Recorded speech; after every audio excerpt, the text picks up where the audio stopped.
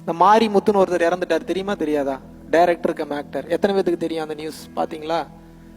முந்தானேத்து வரைக்கும் நினைச்சு பார்த்தாரா? சாகிறதுக்கு ஒரு மணி நேரத்துக்கு முன்னாடி நினைச்சு பார்த்தாரா? இந்த போய் சேர்ந்துட்டாரு. உடலை விட்டு உயிர் வெளியேறி விட்டது என்றால் அம்மானாலும் வராது, அப்பானாலும் வராது, தம்பினாலும் வராது, தங்கச்சினாலும் வராது. என்ன கூப்பிட்டீங்கன்னா எவனும் வரமாட்டான். அவனவன் செய்த பாவ புண்ணியம் மட்டும்தான் அவனை தொடர்ந்து வரும். பாவம் அதிகமா செஞ்சீங்கன்னா உங்க ஆன்மாவே ரொம்ப கஷ்டப்படும். புண்ணியம் அதிகமா செஞ்சிருந்தீங்கன்னா ஓரளவுக்கு சேஃப் ஜோன்ல இருப்பீங்க. அப்பயும் நிம்மதிக்கெல்லாம் போக மாட்டீங்க. கேம் என்ன அப்படின்னா, உடம்பில் உயிர் இருக்கும் போதே நிம்மதியை தேடி ஓட ஆரம்பித்து விட வேண்டும். அப்பதான் செத்து போனதுக்கு அப்புறம் உங்க ஆன்மா நிம்மதிக்கு போகும். இதுக்கு பேர் தான் ஆத்மா சாந்தி அடைகிறதுன்றாங்க. இதுக்கு பேர் என்ன? உண்மையான கேம் என்ன? கார் வாங்குறது, வீடு வாங்குறதா? நிம்மதி கிடைச்சு தொலையாதுங்க, நம்பி தொலைங்க. உங்ககிட்ட பொய் சொல்லி நான் என்ன பண்ண போறேன்? எத்தனை கார் வாங்கி எத்தனை வீடு வாங்கி என்ன பண்ண போறீங்க? உடலில் உயிர் இருக்கும் போதே சாந்தி நிலையை பழகி கொள்ள வேண்டும். இல்லை என்றால் உடலை விட்டு உயிர் வெளியேறி விட்டது என்றால் சாந்தி வரவே வராது. சாந்தினா நீங்க நினைக்க எழுத்து விட்டு சாந்தி கிடையாது. சாந்தினா அமைதின்னு பொருள். சாந்தினா என்னன்னு அர்த்தம்? அமைதி.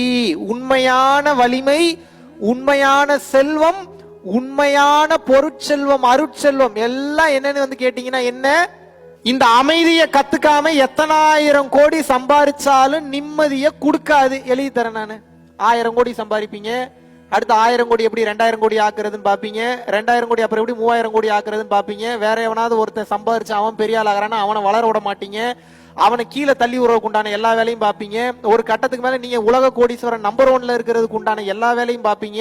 அப்புறம் உங்க பேரை தக்க வச்சுக்கிறதுக்கு இருக்கிற எல்லாத்தையும் போட்டு தள்ளுவீங்க. பாவத்தை சேர்த்துட்டு இருக்கீங்களா, புண்ணியத்தை சேர்த்துட்டு இருக்கீங்களா? அவ்வளவுதான் என் கேள்வி. என்ன பண்ணுவீங்கன்னு நினைக்கிறீங்க நீங்க?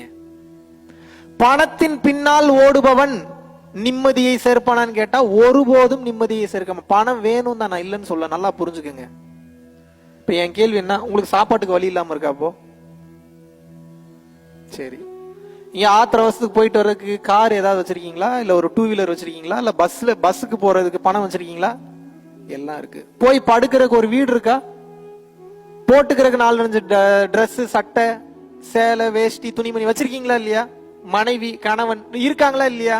என்ன பிரச்சனை உங்களுக்கு? வேற என்ன வேணும்? அதுதான் வேணும் உங்களுக்கு. எல்லாம் இருக்கு. இதை ஏன் இன்னும் டபுள் பண்ணணும், ட்ரிபிள் பண்ணணும், 3 ஆக்கணும், 4 ஆக்கணும்? இங்க பாருங்க, என் வேலை உங்களை கோடீஸ்வரன் ஆக்குறதுக்கு நான் வரல. கோடீஸ்வரன்லாம் தானா ஆயிருவீங்க.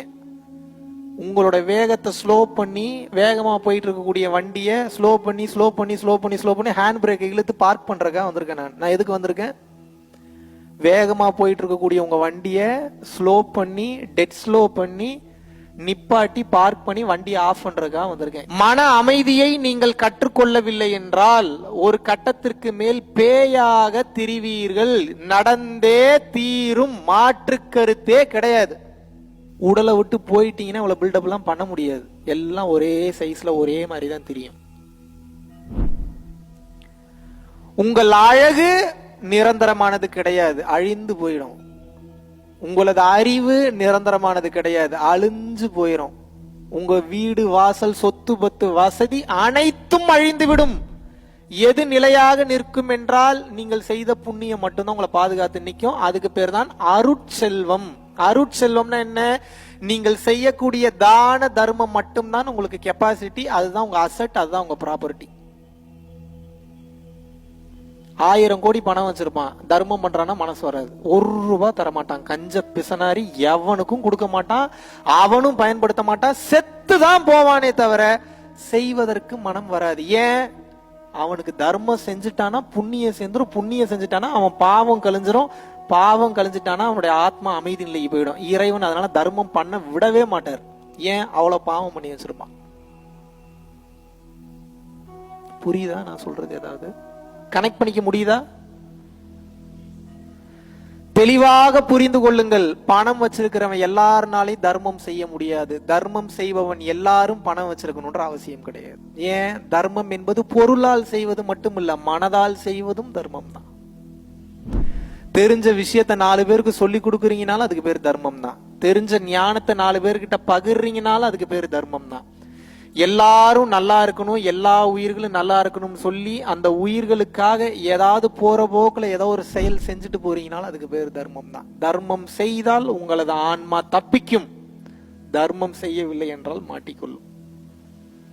The game is all about doing dharma or else you will earn the karma. தர்மா வேணுமா கர்மா வேணுமா?